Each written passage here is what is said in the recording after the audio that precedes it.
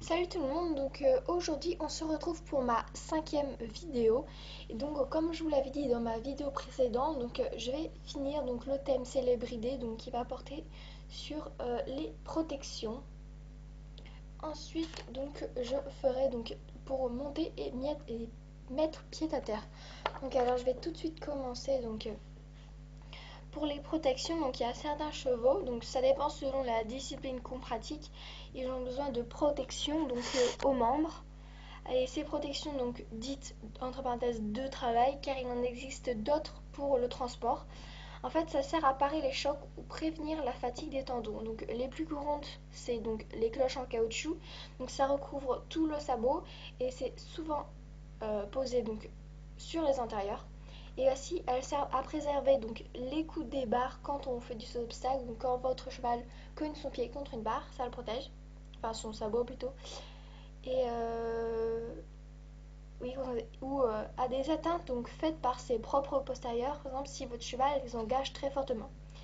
Donc, à ceci, on peut mettre des protège-boulets, surtout aux chevaux d'obstacle, parce que les tendons, ils sont protégés par des guêtres lors des exercices d'obstacle et de la fatigue par des bandes lors du travail de dressage.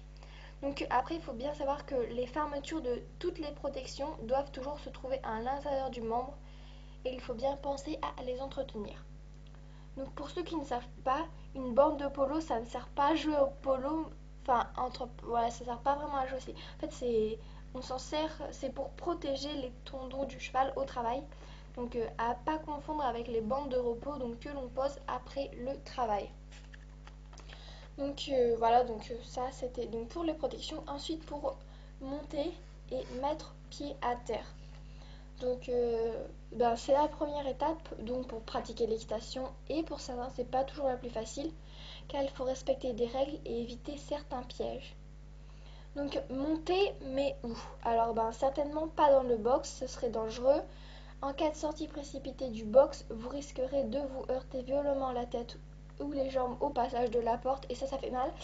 Et pas non plus devant le box, car il est toujours préférable de faire quelques pas à côté de son cheval pour rejoindre le lieu de travail ou le début de la promenade. Pendant ces quelques minutes, votre monture se détend et échauffe un peu ses muscles, surtout si elle est restée enfermée plusieurs heures. Imagine que l'on vous fasse porter un sac à dos à peine sorti de votre lit. À gauche, impérativement, la première étape consiste à ressangler de façon à être sûr que la selle ne tourne pas lorsque vous vous hissez pour monter. Ensuite, vous descendez les étriers de chaque côté et non pas seulement le gauche avec lequel vous montez. En effet, il faut toujours se placer sur la gauche de l'animal. Puis vous passez les rênes par-dessus l'encolure, vous les ajustez au niveau du garrot avec votre main gauche et vous saisissez en même temps une touffe de crin pour vous accrocher. Votre jambe gauche étant repliée pour mettre le pied dans l'étrier, c'est donc sur votre jambe droite que vous allez prendre votre impulsion. Pour vous hisser sur son dos, une fois assis, vous pouvez enfiler le deuxième étrier et réajuster vos rênes. Vous voilà prêt pour la grande aventure.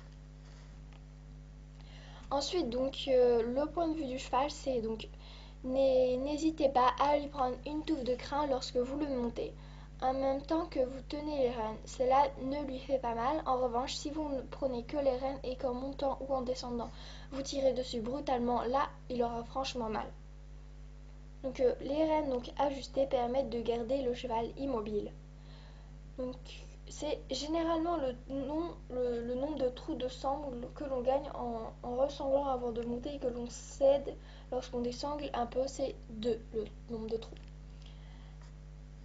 Après les bons gestes, ajustez les rênes lorsque vous montez car le cheval bouge souvent à cet instant-là et vous pouvez tomber. Il faut donc vous assurer qu'il garde l'arrêt. Un autre moment délicat, celui où vous passez votre jambe droite par-dessus sa croupe, lui donnant par-dessus ses croupe, il faut vraiment enjamber largement au-dessus pour ne pas risquer de le heurter, lui donnant par là même un signal pour partir en avant alors que vous n'êtes pas encore en selle. Enfin, par égard pour son dos fragile, asseyez-vous en douceur plutôt que de vous écrouler lourdement. En résumé, vous devez être rapide, mais très précis et mesuré. Il faut prendre son impulsion sur la jambe droite et s'élancer, et la jambe passe bien au-dessus de la croupe pour bien monter correctement. Après, pour la descente, donc c'est pas si simple, surtout si votre monture est grande. Assurez-vous que le cheval est bien arrêté et qu'il a compris que vous descendez. Déchaussez les deux étriers et non pas juste le droit. Penchez-vous en avant et basculez votre jambe droite largement au-dessus de la croupe pour ne pas la toucher. Puis laissez-vous glisser le long du quartier gauche de la selle en passant la jambe droite par-dessus l'encolure pour vous laisser glisser sur le dos.